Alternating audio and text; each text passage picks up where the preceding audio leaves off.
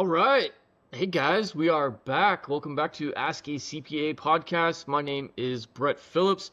I'm here with the one and only Russell Wallace. What's going on, buddy? How are you? Doing well. I'm doing well. Enjoying the summertime. And, we've got some big tax updates that have come down the pike here in the summer, which is way better than December, right? But I'm pretty excited to dive in and talk about these. But, Yeah, for summertime sure. has been going good. Yeah, you're right, man. Usually they pass these bills right when we get to year end or like even after year end, and it's impacting the prior year. And you're like, Mm. why are they doing this when you can't do any planning around it. You can't do anything with hmm this information now that the year's already closed. Most taxpayers are on a cash basis that it's going to impact the most. So it's like your books are closed. I mean, what can you do? Like, great, now we passed a new depreciation rule or some kind of benefit for starting a retirement plan or something. It's like it's passed, man. There's nothing we can do.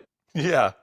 So it's Yeah. great that they passed this on July 4th, which gives us plenty of time for planning opportunities and to execute some of these strategies, and to really give them some thought. It takes some time for these bills. I don't know how many pages this bill was, thousands of pages, I'm sure. And then, it takes time for everyone to go in and kind of review them and come up with some strategies to kind of take the code that they put in place, take that hmm out of context and try to create strategies that they're then gonna write new code for it next year to try to close all these loopholes that people are trying to come up with right now. So yeah, Well, I'm just it's surprised, Brett, that even though this bill was thousands of pages of long, that you wouldn't know how long it is because you haven't read every word of this one big beautiful bill, or as we've kind of termed it, OB3, for short. You haven't read every word of this OB3. I haven't. Yeah, But no one has. No one has.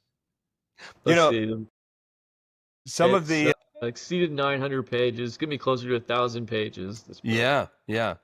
Yep. What I've told clients so far is that look, anyone who voted for or against this bill, like they didn't read the bill either. So you shouldn't expect me to have read the bill at this point, right? So because Right.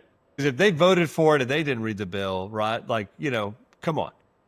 Exactly. So we'll put like a caution at the beginning of this podcast. Like, this bill was just released like a week ago. We're still getting Yeah. through it. So if we say anything that is not 100% correct or accurate, don't take what we're saying as the gospel, because it's not. I mean, we're still working through this. So if we say something that's incorrect, make sure that you're going back and you're doing your facts checks. Don't make any major decisions based off of this podcast, please. Absolutely. Well, I think, this kind of brings to light the necessity for having kind of a tax planning centered CPA in your world, right? So like everyone needs a bench of professionals and a CPA that cares about tax planning, that does tax planning. Like, this is a necessity in your life, especially if you're high income, you're high net worth, you own a small business, right? Like a tax planning CPA is somebody that you need, because it is absolutely true that we have not read every single word of a 900-page bill in the last week, but we have looked at a lot of the high points, a lot of the things, a lot of the analysis that people have done from a lot of the think tanks that are out there, those kinds of things. But by the time we get, months, weeks and months, and even to the end of the year, these are things that we're going to have thought a lot about, researched a lot about, read the code sections. The IRS is going to hopefully published new forms, so new guidance on some of these things. The individual side's a little bit more straightforward. The business side has some stuff in there that really is going to require some IRS guidance on like how to treat some of these things. Right. On the business side, they completely eliminated, I think, at R&D section. Right? And so like how do you just put a delete key on a code section? Like, what does that mean? Like, what does that mean for open tax years? Is it deleted for those years too, or is it just deleted for this year? So these are still things that we're waiting on the IRS to kind of put out some final guidance on. But stay tuned to the podcast. We're going to keep you informed as some of these things become more clear. We're going to provide some more clarity in them. Right, absolutely. And before we dive into it, if you are new to this podcast or new to the channel, make sure to hit that subscribe button, hit the like button. We post these quite often. We try to do them weekly, and they're always good, full of good information, and Russell and I both own our own CPA firms, and if you ever need a consultation, or if you want to work with either of us, feel free to reach out. I'll put our contact information in the description down below. But yeah, we work with business owners, with high net worth individuals, implementing these tax structures and these strategies to help make sure that people pay the least amount of tax allowable by law. Everybody's business is different. And whenever a new code bill passes like this, the first thing I do is think about my own business and think, okay, what are some of these things that are going to impact me in my business? And then, as we're kind of at the midpoint of the year and we're wrapping up some mid-year financials, then I'm scheduling meetings with all my clients saying, hey, let's go through your business. And then I'm putting on their business cap thinking, okay, if I owned their business, what sections of this bill would I be the most interested in? What sections are going to impact me as the business owner the most? How can I maximize the benefits of these changes? And what do I need to do before year end to make sure I'm getting the most bang for my buck out of these tax law changes? Yeah, no, that's absolutely right. That's absolutely right. And, I say a lot to clients that I work with that, tax prep happens in the spring, but tax planning happens in the summertime, right? You just don't have the time, the bandwidth to, when you're preparing, 70, 80% of the tax returns are going to be filed for that year in like 2.5 months, right? Like you don't have time to prepare all those tax returns and do like in-depth tax planning. Like it just can't happen. There's just only 24 hours in a day. And Right. so, but tax planning happens in the summertime. So right now is like the perfect time to go talk to your CPA, because mid-year financials are done at this point, most likely. If they're not done, like you should probably call us, right? We could help you with that.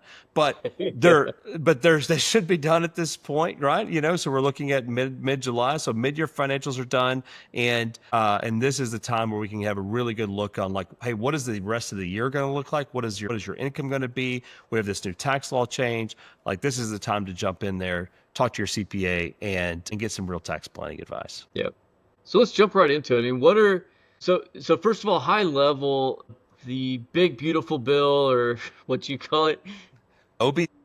OB3. Yeah, the one big beautiful bill. Okay, OB3. So what it's doing at high level is extending a lot of the Trump era tax cuts from the Tax Cuts and Jobs Act of 2017.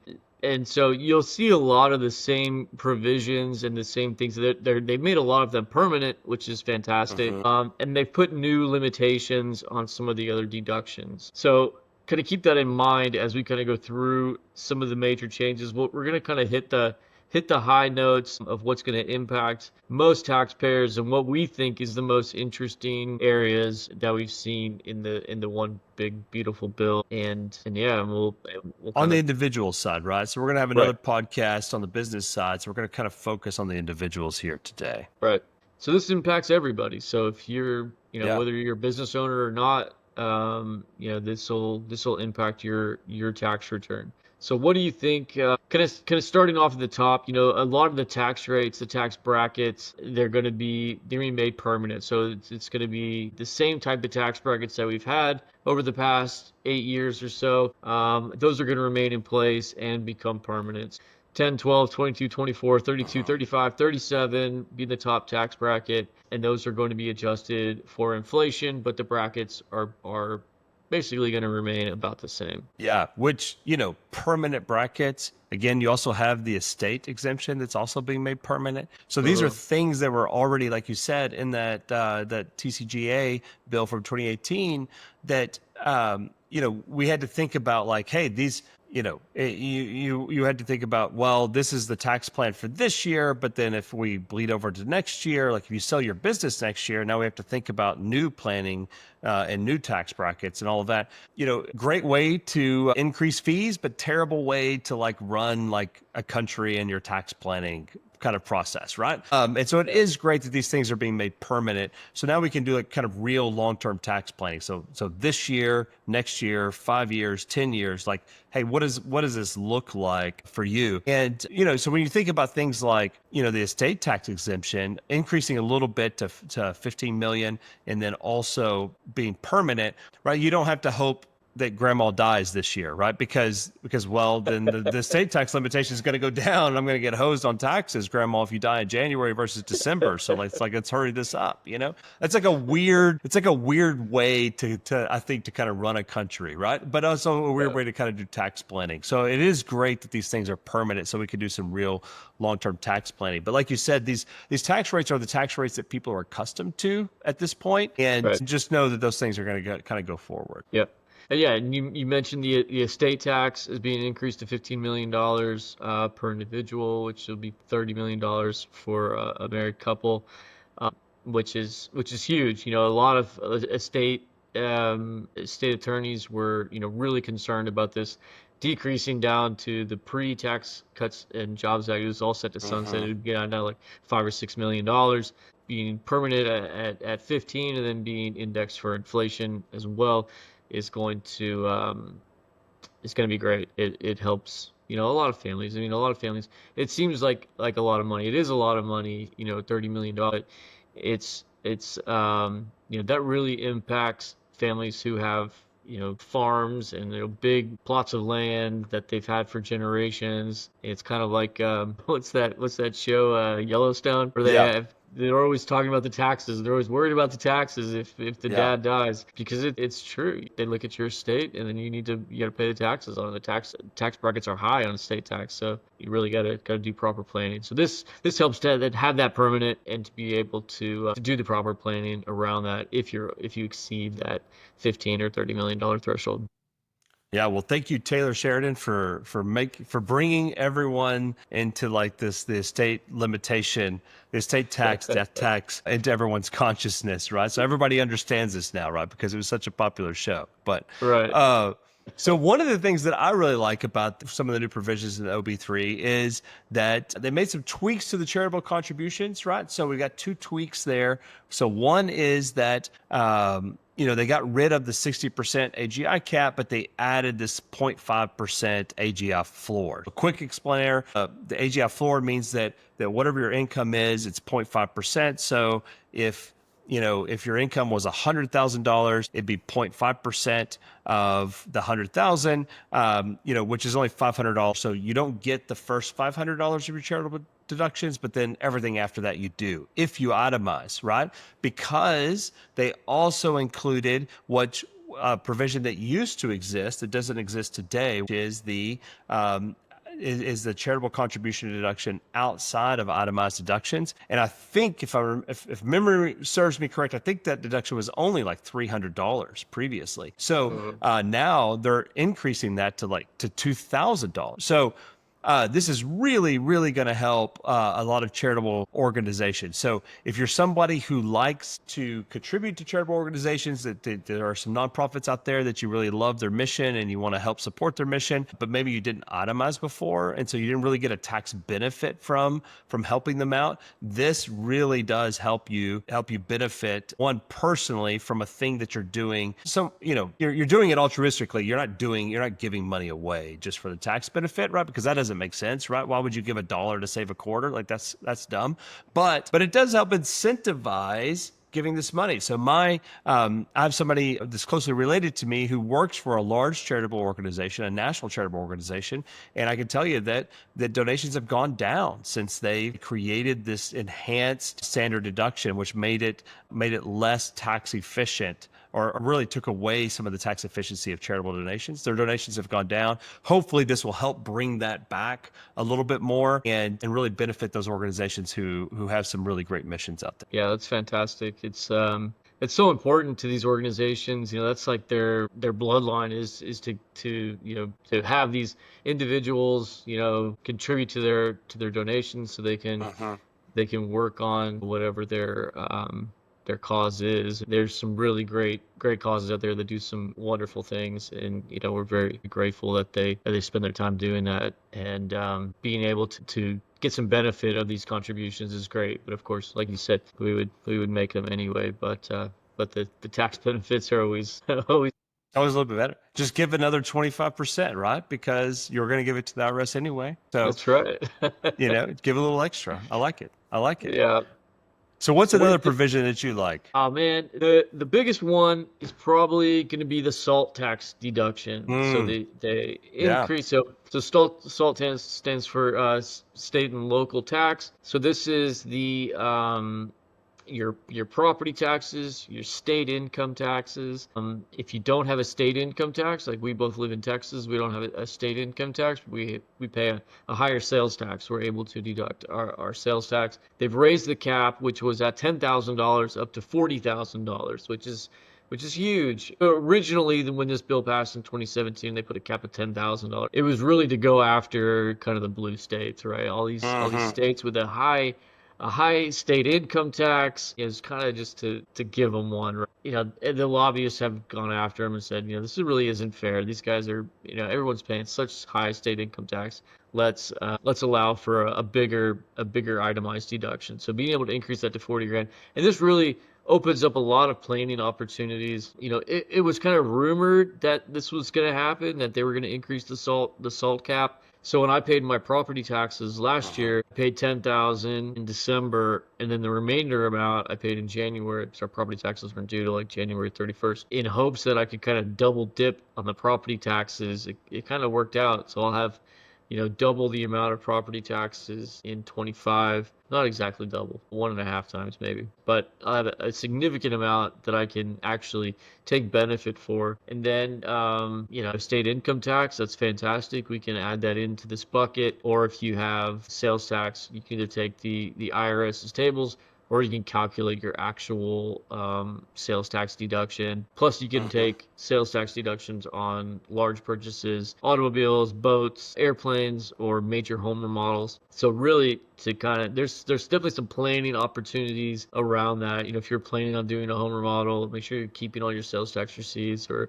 if you're planning on purchasing a new vehicle this year, make sure that you can go back and get that sales tax because you can deduct that in the current year, which is pretty great. So yeah, I'm all about this new this salt cap. I'm pretty excited for it, and we have a bunch of clients in California, New York, Connecticut, New Jersey. I mean, they're gonna get huge benefit from this, but it does start to phase out if your AGI is over $500,000. It starts to phase out over half a million Hmm. dollars. So if you're a real high income earner, W-2 income earner, or business income, it's going to you're gonna lose some of that, but it won't ever revert lower than 10,000. So 10,000 is kind of the floor. If your income is between 0 and 500,000, you can get up to 40,000. Anything above 500,000 of AGI, it's going to start to phase out until you're back down to that 10,000. That's right. That's right. And there's some other planning opportunities wrapped around this. So part of this provision was also the pass-through entity tax. So like our Mm. pass-through entity election around Yep. some of these salt deductions also increased, was and was included in this in the OB3 bill. So there's a lot of planning opportunity around salt taxes. So it doesn't matter if you live in New York or California, or if you live in Texas like us. So New York, California, you've got a high income tax, but in Texas, right, we've got a reasonably high sales tax that you've talked about, a reasonably high property tax. So we've both built new homes in the past several years, and I don't know about you, but I was pretty shocked at like what that property tax bill Yeah. was. That Yeah. first time I got it in the mail. It's about as close as I've gotten to a heart attack so far. So, and then for it not to be deductible was another. Whew, That really man, that hurts. was that Yeah. was that was painful. That hurt. I, like you, thought something like this was coming, so kind of doubled up some property tax here this year and all of that. So I do think that this will be a good provision for a lot of people, and a really good planning opportunity for a lot of people. So you want to make sure that you get it right. Make sure you talk to your CPA. Make sure you get this one right, because the salt tax deduction is going to be a good one for most people. Yeah, so this will allow for a lot more people to itemize versus just taking the standard deduction Mm-hmm. we have been doing over the past few years. A lot more planning opportunities will go around that, including donor advised funds, where you can kind of bundle some of your deductions into a single year, take a huge Mm-hmm. charitable contribution, maybe in a year of a sale of a business, or if you have stock options, if you exercise a bunch of stock options in a year, you could maximize a donor advised fund, really knock down that tax liability, and kind of bundle up some of these deductions. With that, they're also increasing The standard deduction, it's getting a slight bump. It'll be 31,500 for married couples, 15,750 for singles, and 23,625 for head of household, and that'll be indexed for inflation as well. So, Hmm. so those higher standard deductions will continue, and those will be great as well. So if you don't own a home, you're not paying, or you have your mortgage paid off, so you're not incurring mortgage interest, and your property taxes are reasonable, and your state income tax is reasonable, then you still at least get this huge, standard deduction that you can take. And that's a great benefit. I think a lot of people, especially, I mean, everybody really, it's a great benefit if you can't itemize. Yeah, yeah. So there's some other kind of minor deductions that I think we should probably hit on that probably are going to create some administrative rules that maybe aren't out 100% yet. I don't know that we'd feel 100% comfortable just saying like, hey, this is exactly how this is all going to work. So deductible car loan interest, I think is one. Probably need to wait for some IRS guidance on how they're going to interpret how the law is stating some of this. It's not, I know it's hard for our listeners to imagine that the politicians would write something that's not clear, Vague. but it's vague and then requires some interpretation. But that's where we're at.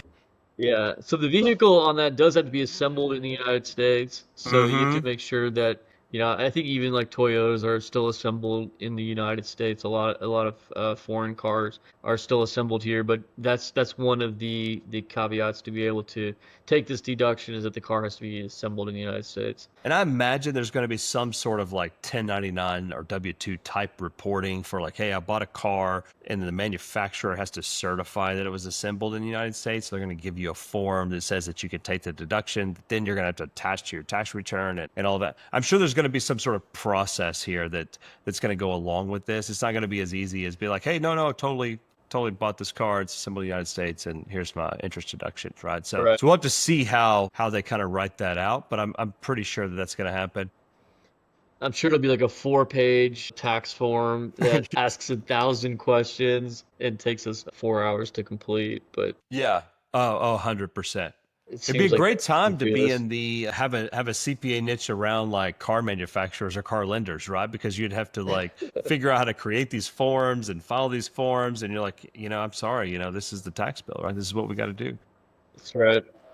But I think another one is there's some stuff around that may not affect all of our clients here. Some scholarship granting organizations, carried interest holding extensions, and things like that. Also, this new Trump child accounts, which I think are kind of interesting. I'm a little bit curious how the IRS is going to kind of administer kind of process or institutionalize how that's going to work. And no tax on overtime, no tax on tips. Yeah. Not quite no tax on overtime and tax on tips because we got some limitations there. I don't know that's going to affect a lot of our clients specifically, but maybe some of our listeners out there, either them or maybe they have some children that are in college and they work in the hospitality industry, those things like that this may actually really affect, but probably not as broad and as grand as maybe the campaign trail maybe would have made you believe, but still a real tax benefit. Like this is really like kind of free taxed money, which is in our world, right? I call these kind of like unicorn income. And, it's like income that's never taxed, right? So the business gets a deduction for paying you overtime, right? Because they got an expense, but then you don't have to claim it as income. So this is money that's never taxed. So this is like unicorn money, right? Like this is Yeah. something that's not supposed to happen in tax theory, Right. And the tax nerd in me always gets really excited when we can find things like that. Yeah. So let's talk about those real quick. It does have to be, there are going to be some restrictions around who would qualify. I can't start paying my employees tips, as part of their compensation, so they don't have to. I can't make only tech tip income from now on. Yeah, no, unfortunately they've put, it has to be a regular occupation, what an IRS listed occupation, so it's got to be somebody that's normally has tipped income. And for the tip portion, it's gonna be $25,000 is the maximum amount that you can exclude from your income. And it's still gonna be subject to payroll taxes, so you'll still be paying FICA taxes on that. But yeah, $25,000 on tip income is pretty awesome. It does start to phase out at $150,000 of AGI for single filers, $300,000 for married filing joint. So yeah, if you're husband and wife and you're both in the service business and you receive tip income, you'll be able to exclude, big chunk of income, which is pretty amazing. The other one, the overtime, is a little bit less. It's going to be $12,500. And again, I think we'll see some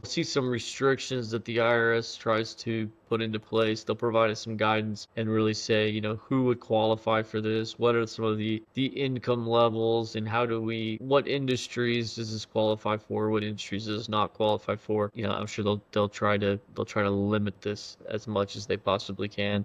And it has the same HEI phase out of 150 and 300,000 for single and Yeah. married filing joint filers. So super cool idea. The execution, I give it like a B. They're still hitting it. They're it's truly not no tax on tips or no tax on overtime, but I think it went a long way to help out the intended recipients, I Hmm. believe. What do Yeah. you think on reviewing these rules? Do you think they've executed on what their intention was? I think they executed on what the intention was, probably not what like the campaign talk was, right? The talking points of the campaigns and the rallies and all those things, you know. Yeah. And even outside of the rallies, like even kind of what maybe like Congress men and women and also senators had kind of the way that they talked about this, on the news channels and stuff, probably not as grandiose and amazing as they kind of made it out to be initially. But I do think that, look, if you're a hospitality worker and you make a lot of tips and you now don't have to pay tax on those tips, I think that that's probably a huge benefit for you, and I think that's great. Uh, the other benefit to this that I think that people don't talk about is that you have credit card tips, which most tips are credit card now anyway, but now there's kind of an incentive to claim your cash tips, right? Like, because you don't have to pay income tax on them. And this also helps those hospitality workers when they go to get like a car loan or a mortgage or things like that, where they don't have to make a decision. Hey, do I want to kind of hide and keep some of these tips under the table, or do I want to bring them out to the forefront and pay tax on them, but also be able to use that income to get like a mortgage loan or a home loan? And it probably Right. didn't preclude them from getting those services, but they probably had to pay a higher interest rate, right? And so it was always this choice, like, do I claim this thing that I don't really have to, or do I and get a lower interest rate on some of this stuff, or do I not claim it and then get like higher interest rate loans and things like that? So this just kind of brings it all in the open, which I kind of like. I think it's going to be good for those industries overall. And look, the overtime is going to be great. Like this is something that's probably going to help. It's definitely going to help more hourly wage workers, so people that aren't salaried, which means that people who aren't in management, those kinds of things. So like this is going to be like your younger income base, and it's going to help them, save a little bit of money on income on taxes. So if you're a married couple, you're both getting overtime pay, then this is something that's going to kind of pretty substantially help save you some money at the end of the year. And I think that's great, just from an economic standpoint, right? Like, people who make less money, if they save money, they go and spend more money and put it into the economy versus save it. And versus rich people, if you save rich people money, they just put it in the stock market. They don't necessarily go out and buy more groceries, right? Like they've already bought all the eggs they can eat, right? That sort of thing. And so it really helps the economy. And I think this is, we're probably looking at a time where the economy may need some help, and this is a good thing. So I'm glad that they did it. Again, the execution of this is going to be, a small nightmare. Like, is this going to be box 12 or box 14 on the W-2? Like, we don't know. No, like we're going to Oh have some man. new, like we're already to like double Z on box 12 codes, right? So like, are we going to go to triple A now? Like, is this the That's next right. step, or like what's What a happening nightmare. here? So it's going to be a small nightmare on the execution side, but we'll see what they do. Yeah, yeah, it'll be fun. Yeah, so that's kind of a quick recap of the one big beautiful bill. From an individual side, we'll do another video talking about the business side. There's a lot on the business side as well. 100% bonus depreciation. Oh Um, yeah. QSBS is being extended, which is really cool. We'll talk all about that. The R&D tax credit's going to be a massive thing for any software Yep. developers. Even if you take the R&D credit and maybe just some software in your company or some development in your company, like this is going to be huge. The rules are so much more simplified now. You can go back and amend. So like a lot of people are going to be able to go back and amend and claim fairly large refunds at this point. You're going to have all the Yep. way to July of next year to do that. Huge tax planning opportunities around the R&D tax credit. So yeah, if you're a business owner, tune into that one. That's gonna be amazing. We'll try to keep it, um, focused on planning opportunities and really, where the Yeah. opportunities are for you to save a lot of money. Because I think I'm super excited about it. I think my clients are excited about it.